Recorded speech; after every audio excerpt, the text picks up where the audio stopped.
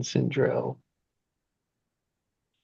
Good morning, Jesse. Grand Rising. How's your coffee today?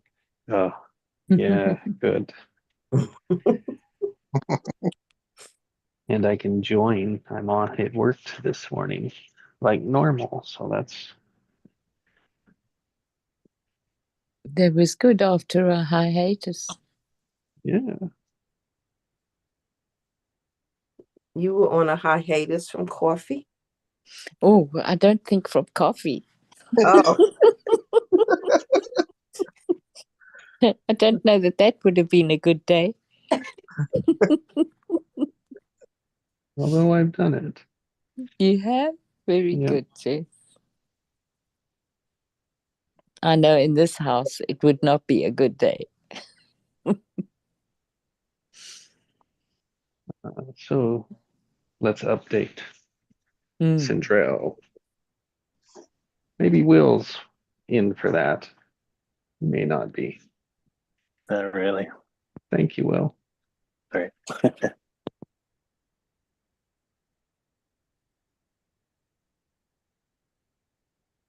Just resting.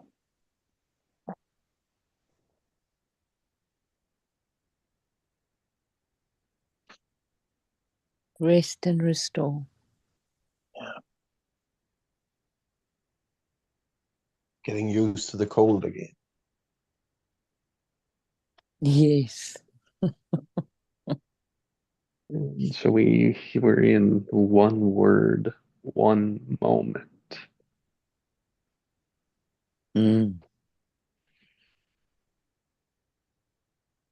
So I thought of it in the way of a marketing, like a marketing. Marketing was my word, like that's where they came from for that. So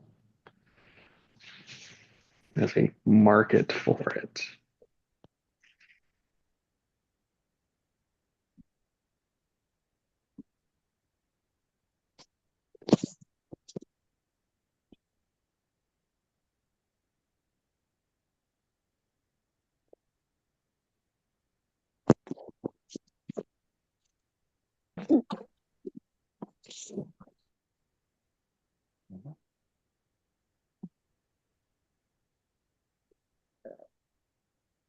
And in that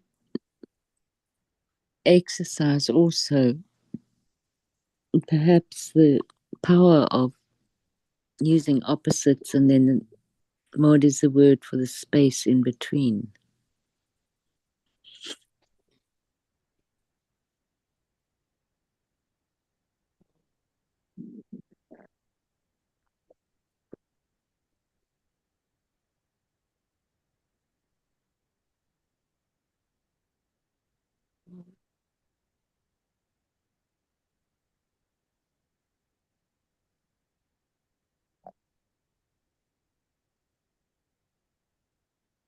And how do we find, sorry, Jess.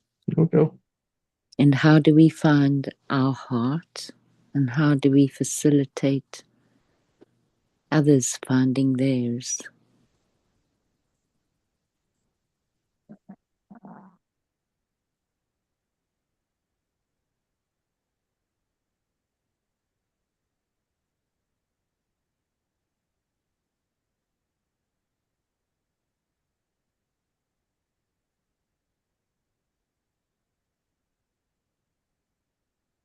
I'm done, Jess.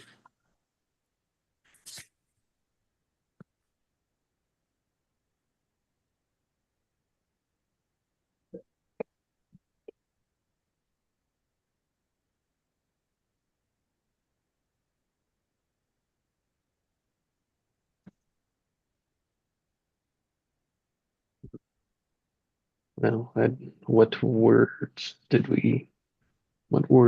we have now? They can be the same. And it's rest. Mine is giggles. What did the floater come to? I'm still floating. Yes.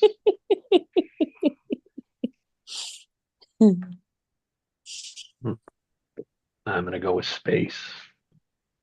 Hmm.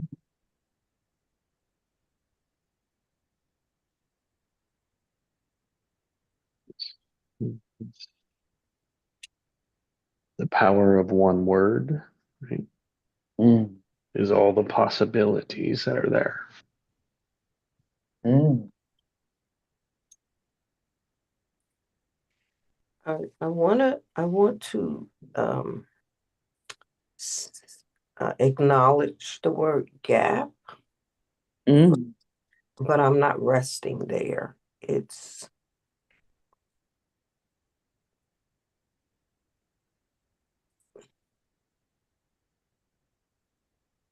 I think heart is the space of the heart. That's where I am. Talked about the word.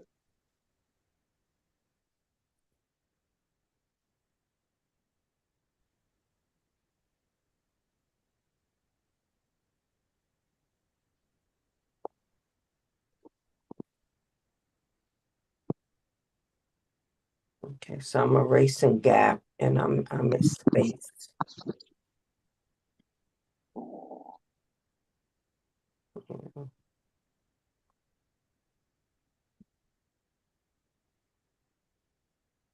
I was thinking about the gap last night, you know. Mm.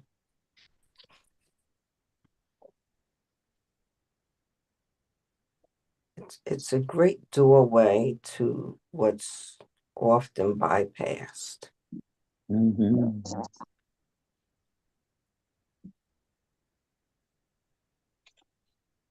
And it's to have the awareness to recognize it.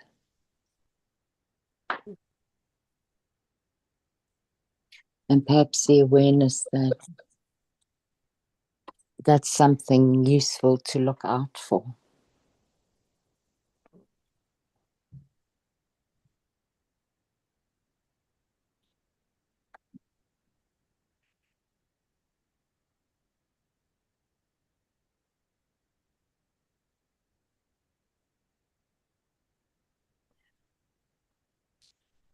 So I live in the DC metro area,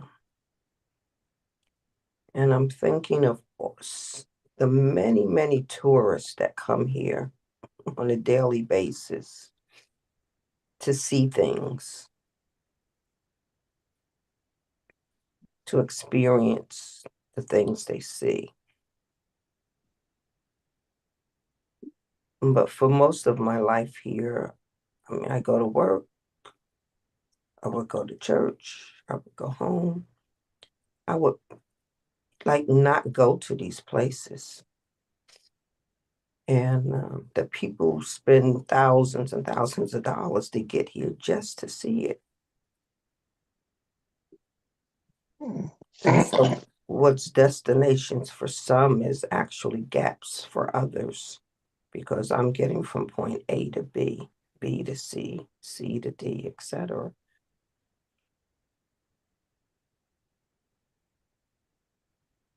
So, to rest in the spaces of gaps is to be at A, look at B, and take the time for the in between. Explore and discover and to rest. The littlest, quaintest little doorway that has the best tea I've ever tasted.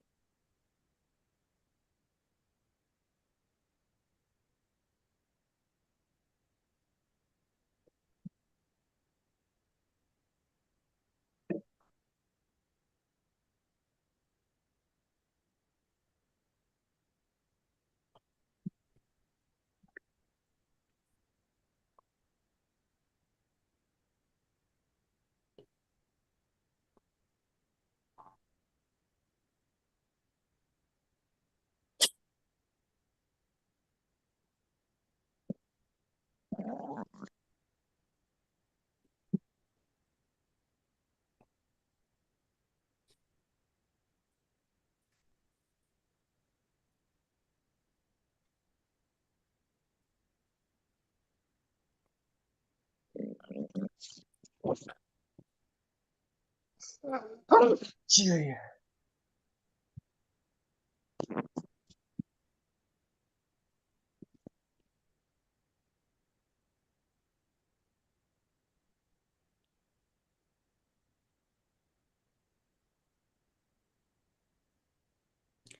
And I remember going from point to point to point. I was living routines and expectations and demands. I wasn't living in my heart.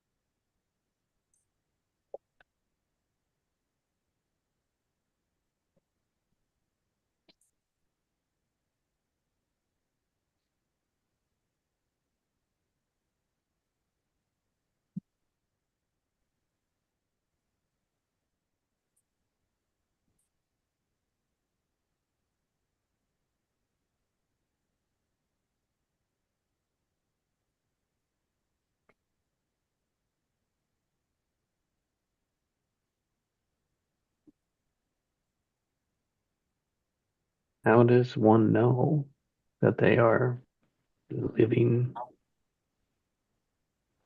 through their heart versus something else?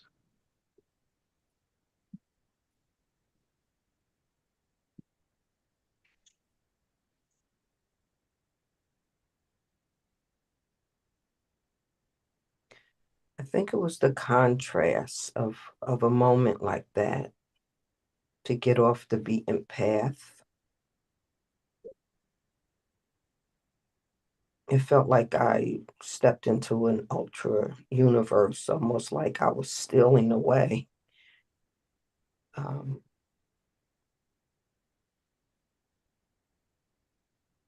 but I must say now, is now the instead of the contrast being a little dot of heart in a massive in a massive routine universe, now it's a massive heart and integrating the bits of the routine universe into it.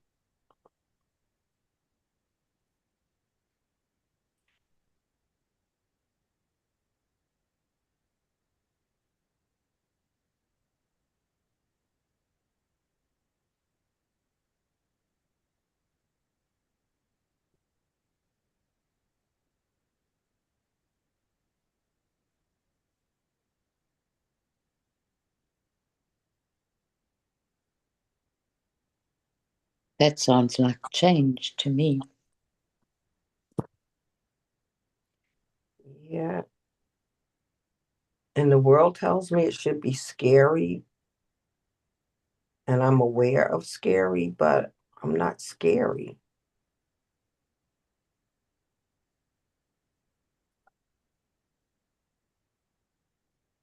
Concerned, not scary.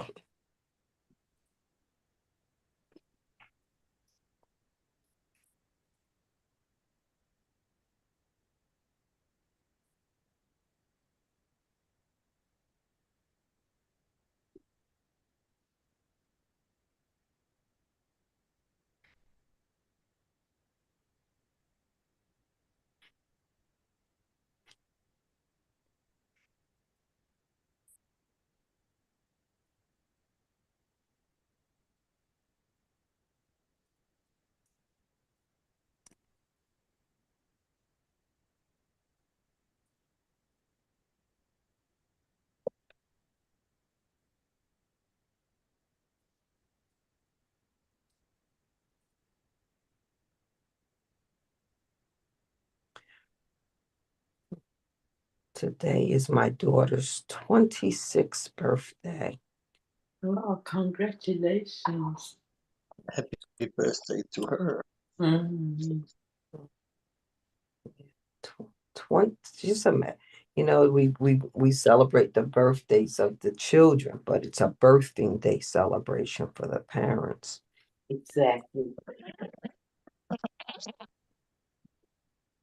And at 2:25 p.m., I'm going to be attuned to what I'm feeling. That's when she was born. Mm.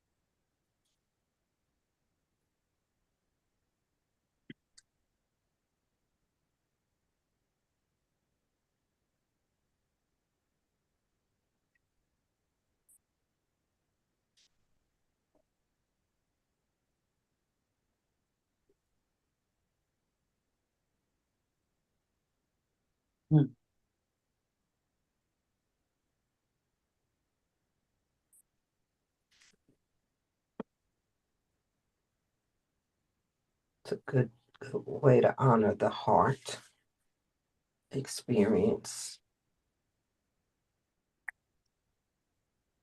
for me.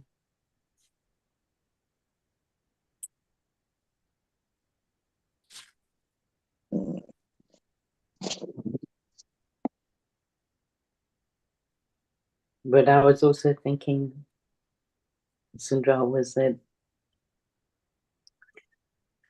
it's one of those days where you sure get to experience emotions from A to Z.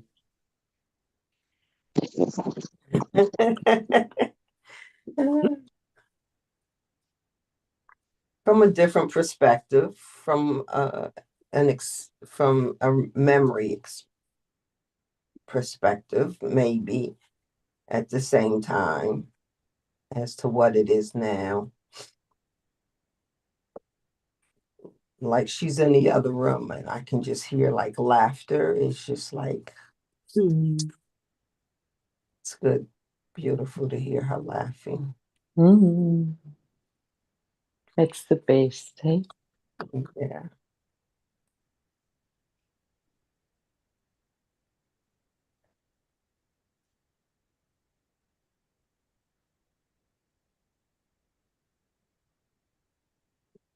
Mm.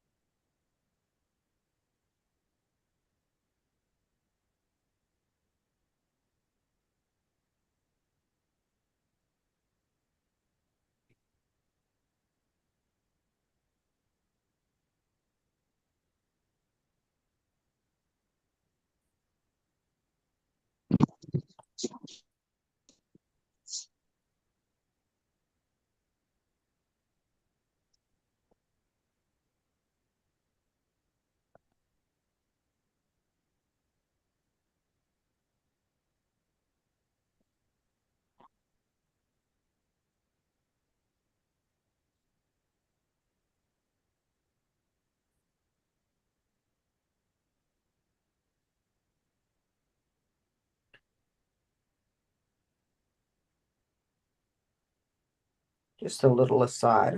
I'm standing and I'm muscle testing for my heart. And it's really it's very strong, very strong. forward motion.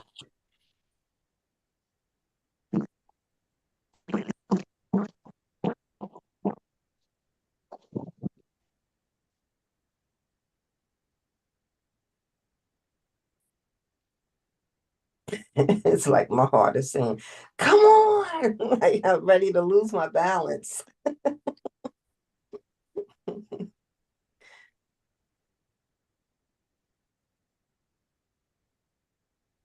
Where does it want to go?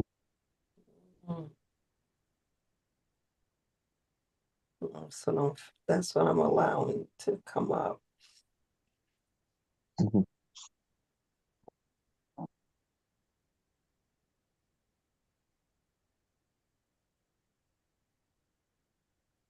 It's reminding me to muscle test.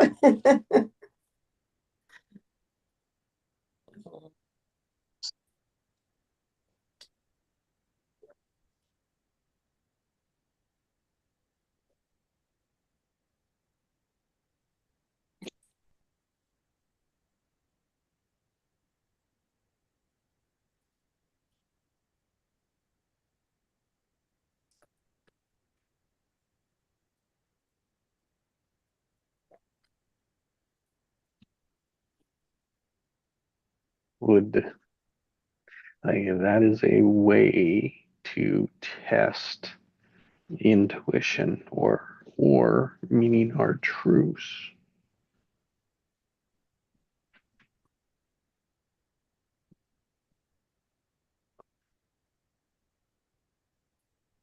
It's like learning to read our internal yes and no's. Mm.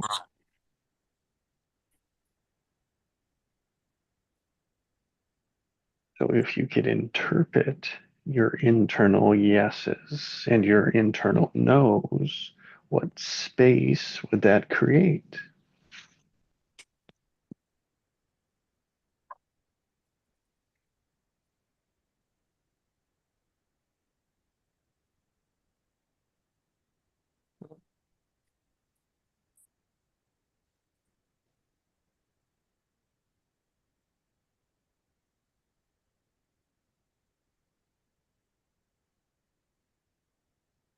Well, I'm going to go with my usual word, possibilities. Hmm.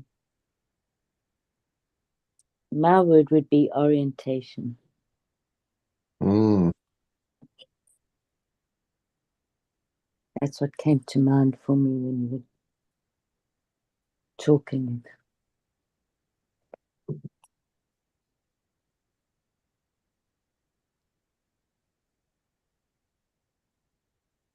It's a great question.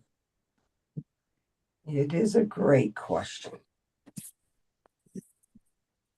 Jesse, I think you've got to write a book on your questions.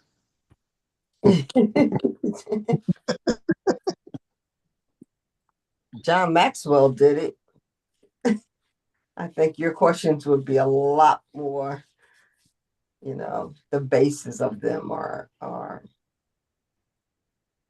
opens up different spaces, heart Mhm. spaces, possibility spaces, direction spaces, desire spaces, ingenuity spaces. Know thyself space. Yes, and I know self be true. It could have different chapters. Question from the outside in, questions from the inside out, Mm-hmm. questions in between. So there's this I'm sure it's scripturally based. There's let God arise. Let's see. Let God arise. My tune has to come up for his enemies, let them that hate them flee before them. So it's like, let God arise and let thine enemies be scattered. And I put the word truth in there from the question, let truth arise and let distractions be scattered. Mm-hmm. Mm. that heart space. So let truth arise and let distractions be scattered. Knowing your focus without that there's this thing like we've collected like knowingness and things that we've attached to or that have been attached to us. And we may not always want to let things go. So it's like being in your heart and having, you know, you don't even have to really like let things go. You just kind of like grow out of them. That heart space just moves you out of the old space. But sometimes we don't follow our heart because we're so attached to what we're unconsciously attached to. But when you follow in your heart, it's just you can those things detach from you. They've served you to get you where you are so far. Maybe. But the things that have helped us, we can't let those same things hold us back. Yeah.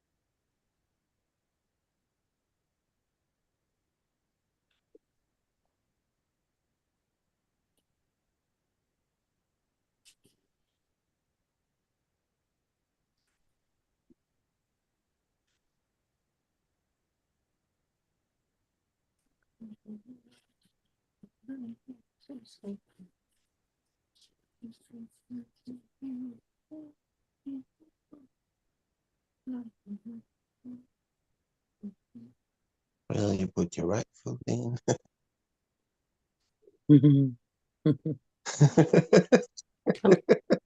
I missed that. What you say, Hans? Well, you put your right foot in, you put your foot out. Put your right foot in and shake it all about. And do the hokey pokey Yeah. and you turn yourself around. That's what it's all about. It's Hey. so, it's so descriptive. Eh? Yeah. Encapsulates the essence of living. Mm, mm, mm, mm. Take action, experiment. Yeah, doing the hokey pokey is experience and experiment, right? Mm-hmm.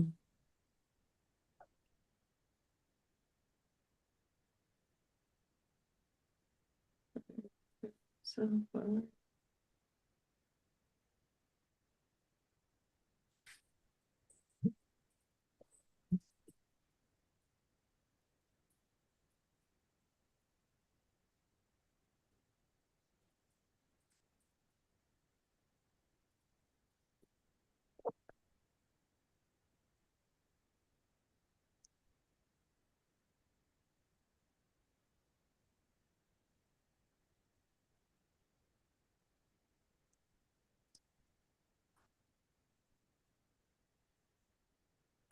I finished another painting, and before I could finish it, it was just like, "Mm, there's something I have the image of, but I couldn't get the image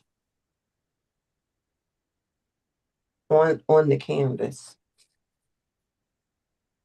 It was that this last part.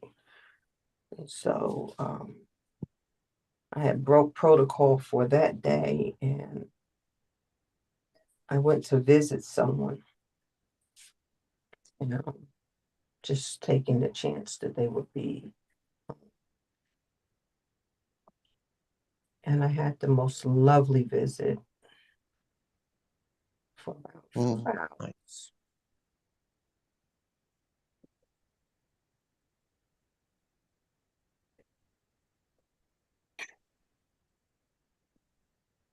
And then she picked up a broom and was about to, I think it fell out of place, and she picked it up and resituated it. And I was like, that's it right there. I need that image. She was like, what, Cindy? I said, I have a piece that I need in my artwork, and I know what it is, but I need to see it live. So could you model for me for a few minutes? So she says, you're my Cindy. So she said, whatever you need. So I had her stand in a couple of positions holding the broom.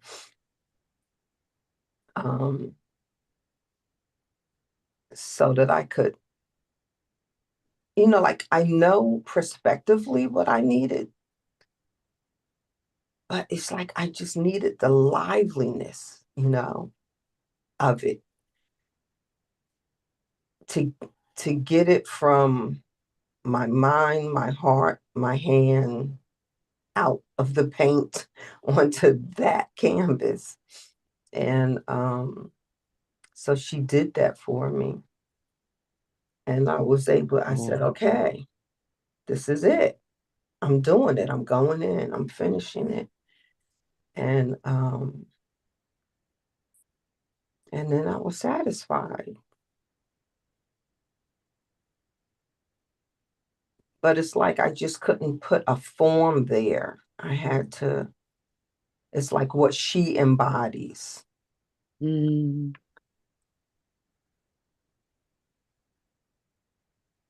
Is what helped me get what I want the picture to have the opportunity to convey. Like I needed that the essence of what she represents to me to come up. And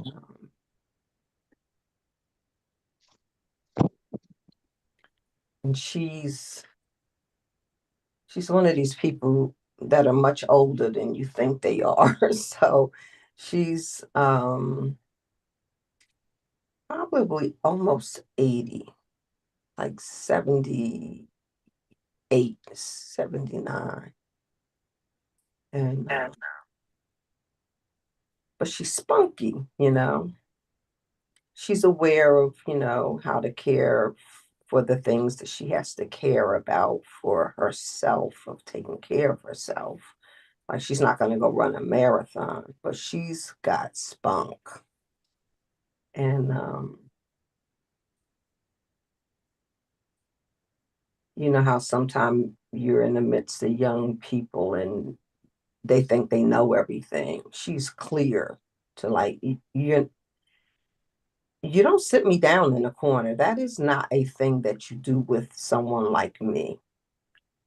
I don't go and sit in a corner.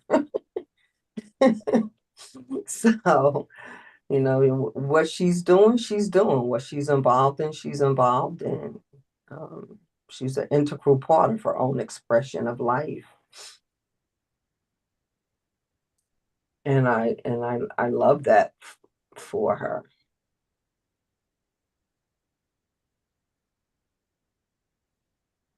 And so the musing of her presence in the picture is for, you know, I've traveled a long time.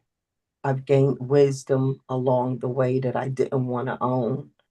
But here I am at the apex of life, and I am wisdom. I am experience. I know more things that I could teach, but I teach carefully where it can be received. without expending myself. I give of myself. And where I am in life, I'm just getting started. I'm at the apex of another horizon.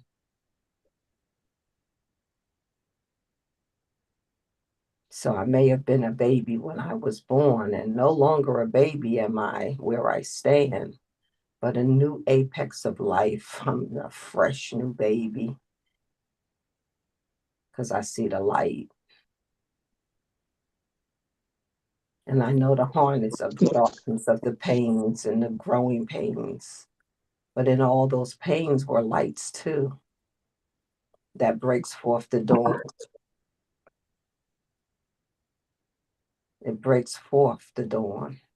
And I'm going on in the light of the dawn that I break forth into.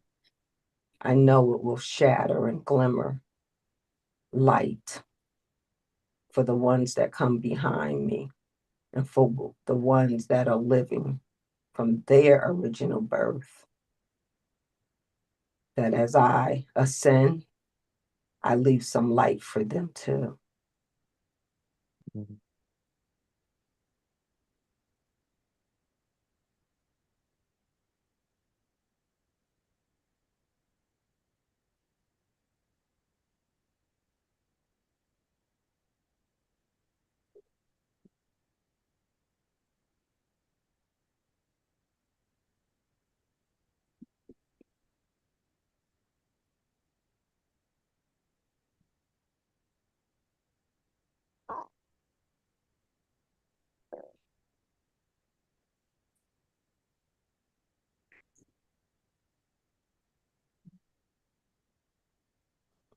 I think wisdom is heart.